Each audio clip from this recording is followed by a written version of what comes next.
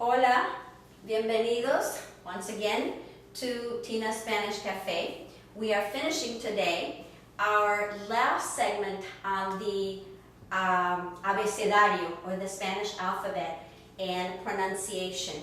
We have already done las vocales, the vowels, and we've already done most of the consonantes or consonants, so we're finished today. We are up to the letter V, which in Spanish it is called the V. One thing that's really interesting and that not too many people know is that the V in Spanish is pronounced just the same as the B.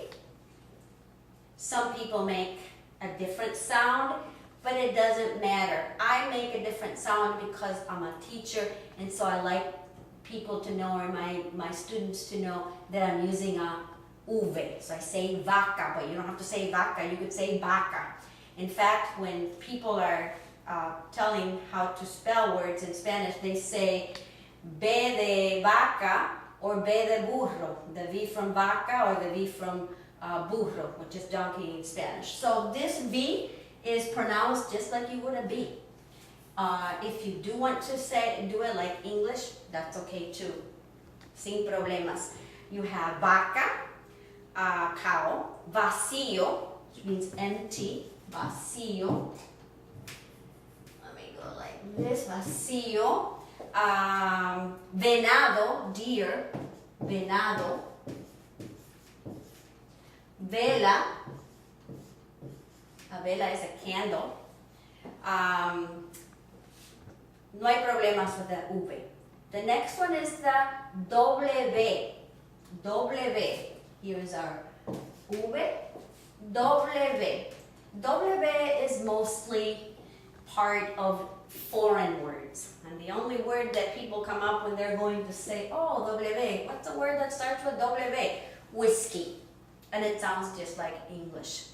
So we are moving on. Moving on to X. X. X has a couple of different sounds.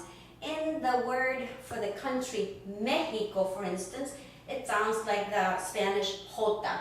Therefore, you spell Mexico most of the time like this. And it sounds like the H in English, Mexico. Or there's a name in Spanish, Jimena. Jimena. Do you hear that same sound as the jota? That's one pronunciation. When it comes, again, between vowels, for instance, as in examen, examen, it sounds like that K and an S put together. So as if it was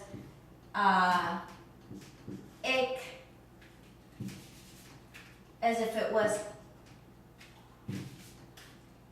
examen. See that? Like the K and the S. Examen. Or the word máximo. You give it that KS sound. That's the X. It's called X in Spanish. The next letter, Y. Y means Greek I. Y.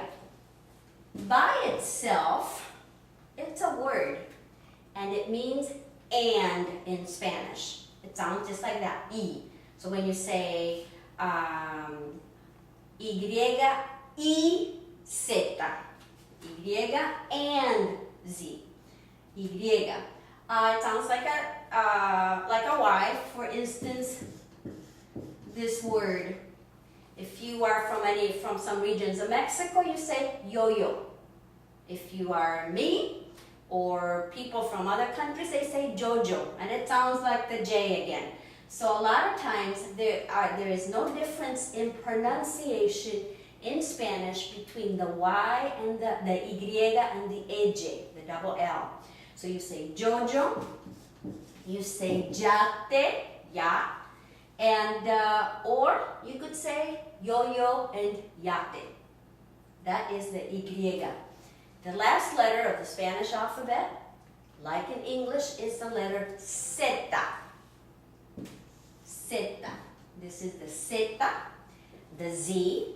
It's important to know that the Z sound does not exist in Spanish. The Z sound does not exist. So the zeta, this letter, sounds like an S in Latin America, as in the word zapato. Zapato, word for shoes in Spanish. Zapato. Or as in the word zorro, or fox. Zorro, el zorro. Zorro. An S sound in Latin America. In Spain, however, the sound is that of the TH in thin. So you would hear them saying zapato and zorro. But because I'm Latin American, I am going to pronounce it like an S. The point being, your choice. This is the alphabet. I hope it's been not just a time of learning, but that it has been fun for you, and that you have learned new ways to pronounce words. And most of all, I hope that your Spanish from now on is going to sound very natural. Gracias. Hasta la próxima. Chao.